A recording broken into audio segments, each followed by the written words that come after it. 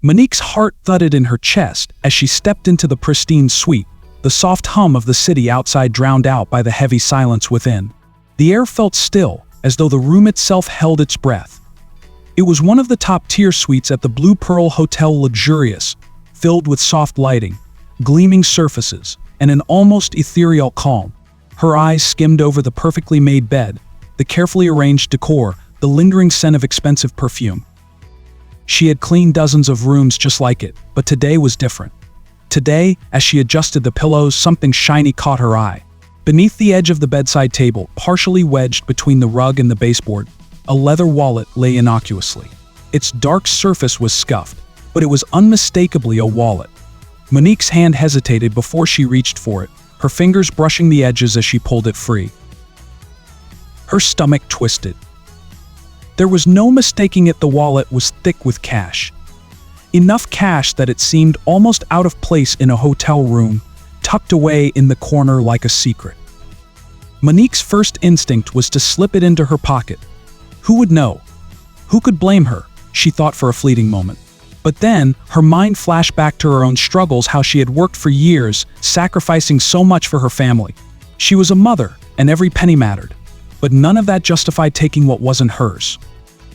The temptation gnawed at her, but Monique knew she couldn't betray the principle she had built her life around. With a heavy sigh, she walked to the front desk, the wallet now clutched tightly in her hand. Shane, the manager on duty, was at his usual post behind the desk, looking over a stack of reports. His sharp gaze flicked up at her approach. Monique had worked under his supervision for months, and she knew his cold, almost disdainful demeanor all too well. Shane wasn't the most compassionate man. He didn't have time for those who didn't contribute to the hotel's bottom line. Monique had learned that lesson early. "I found something in a suite," she said, holding the wallet out. "I thought you should know."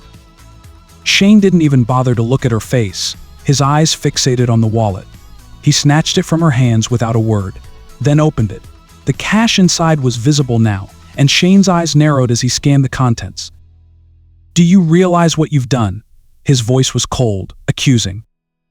Monique's heart sank. She had only done what she thought was right. "I didn't take it, Shane. I found it, and I brought it to you.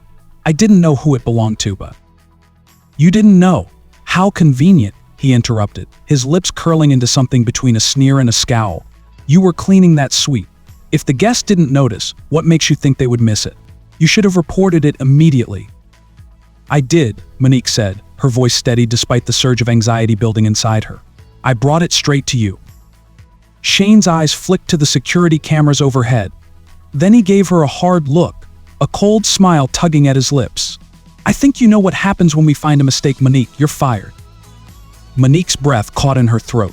"What? But I—" "Don't make this more difficult," Shane said dismissively.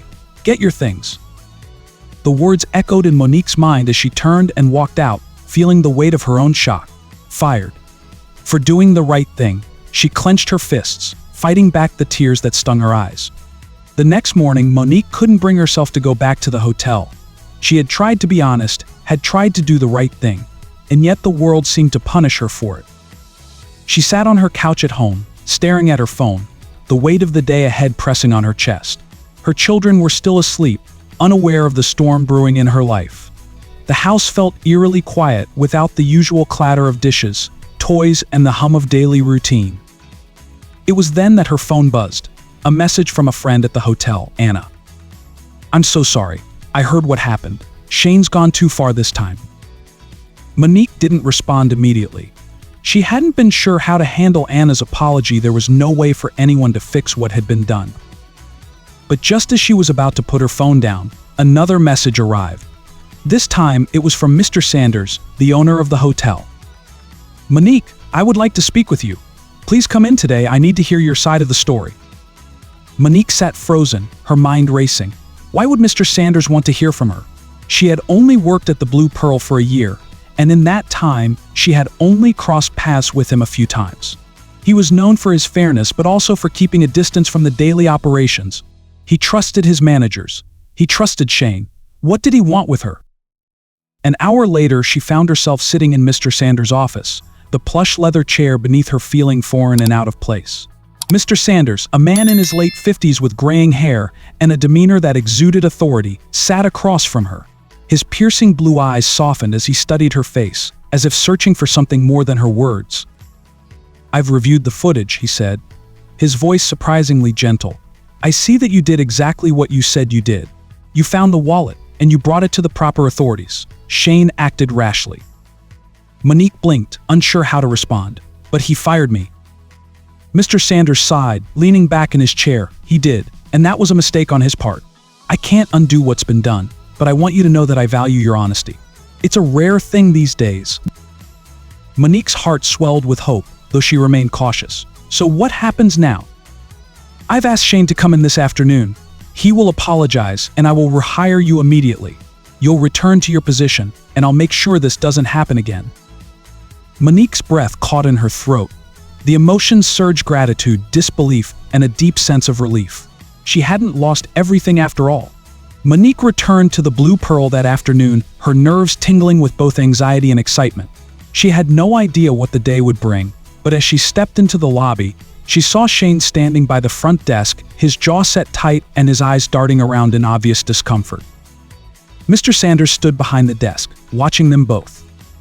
Monique stood still, the weight of Shane's apology hanging in the air, an awkward tension radiating between them. She had expected anger, perhaps even a cold silence, but hearing the words come from his mouth caught her off guard. It was as if the apology had been forced out of him. And for a moment she didn't know whether to feel vindicated or simply empty.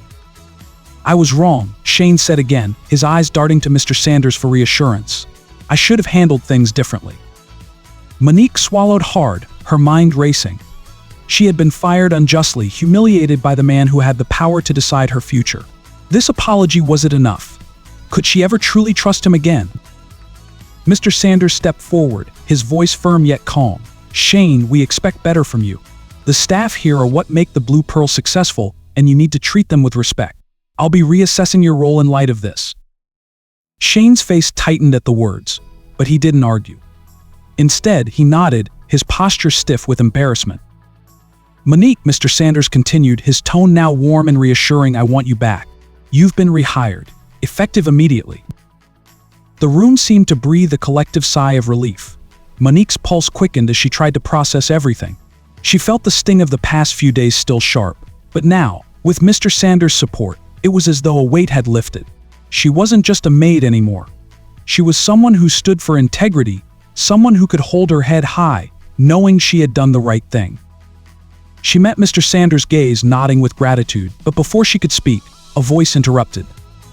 "Thank you," said a woman who had entered the lobby, her steps brisk and purposeful.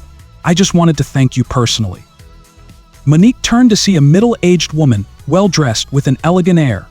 The woman was holding out a tip envelope, the edges crisp and new. "I believe this belongs to you," the woman said with a smile. "I was the guest in the suite where you found the wallet." Monique blinked, taken aback. I didn't do it for the money," she stammered, trying to find her words. The woman laughed softly, shaking her head. "I'm not just thanking you for returning my wallet. I'm thanking you for restoring my faith in people. It's not every day that someone finds such an amount and does the right thing. Please take this. It's the least I can do." Monique hesitated for a moment before accepting the envelope.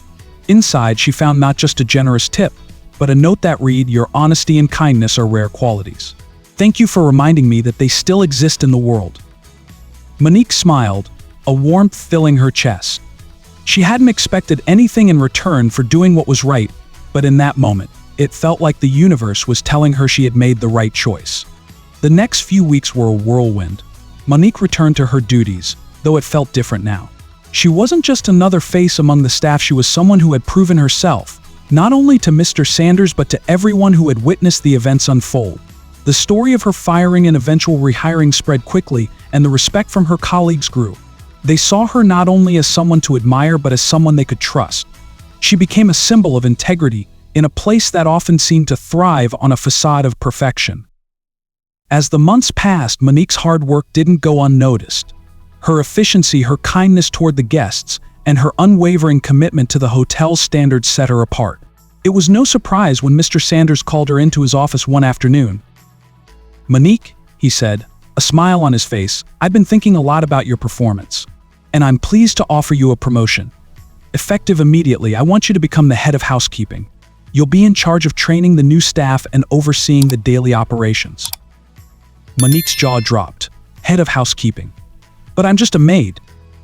Mr. Sanders leaned forward, his gaze steady. "You've earned this. You've shown leadership, integrity, and a commitment to excellence.